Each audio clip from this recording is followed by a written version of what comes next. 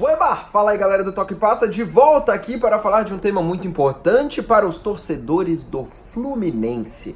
Pois é, depois de encantar, digamos assim, o país com um futebol cheio de toque de bola, de posse, de ofensividade, de marcação alta, o Fluminense agora vem sendo questionado, pois está muito perto do rebaixamento, né, da zona de rebaixamento, na verdade, sofrendo ali alguns problemas devido à sua instabilidade no Campeonato Brasileiro. Apesar dessa campanha ruim no Campeonato Brasileiro, o time fez um bom jogo contra o Cruzeiro no Maracanã, se dá para dizer assim, e está classificado também para a Copa Sul-Americana depois de derrotar o Atlético Nacional. O Cruzeiro foi pela Copa do Brasil. Mas esse time do Fluminense vai brigar mesmo pelo rebaixamento?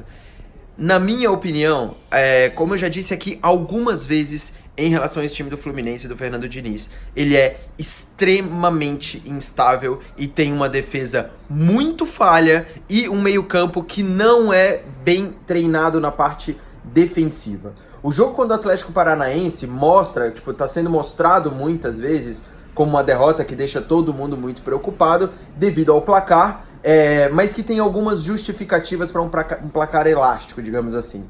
A primeira delas é a expulsão irresponsável do Ayrton, fazendo uma falta absurda em cima do Bruno Guimarães, lá no meio campo, quase quebra o pé do menino. Isso não é tanta novidade assim para quem acompanha o Ayrton, que voltou para o time, né, devido a uma opção do Fernando Diniz, para deixar o time... primeiro que foi um time reserva, né? Acho que a expulsão é um motivo, o time reserva é outro motivo, que a gente tinha ali o próprio Ayrton, o Igor Julião estava jogando também, o Matheus Ferraz teve que ser substituído porque teve um problema também, teve uma lesão, então o Luciano estava suspenso, foram vários problemas que acabaram deixando o Fluminense ainda mais descaracterizado. Porém, não são, para mim, essa não é a principal justificativa, não são as principais justificativas para essa derrota do time. Quem assistiu ao jogo e vê a marcação do Atlético Paranaense no Fluminense, consegue ver duas coisas. Uma, o Fluminense dificilmente consegue escapar de uma marcação muito alta, devido principalmente à técnica dos seus jogadores. E como há uma insistência em sair tocando, várias vezes o Fluminense perde essa bola, várias vezes o Atlético Paranaense criou chances, e mostrou como que essa defesa é falha.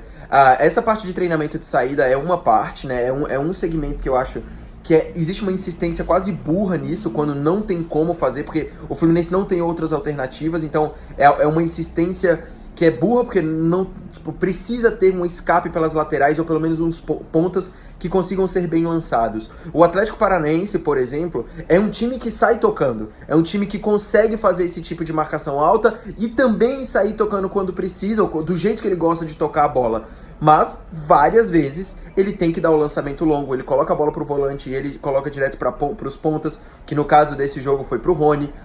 Não é incomum você ver o Atlético Paranaense se transformando no meio do jogo devido às circunstâncias. Já o Fluminense, não, ele dificilmente se transforma. Mas pra mim, o principal motivo é o treinamento e os jogadores dessa defesa do Fluminense. E aí, defesa eu não quero só dizer os zagueiros.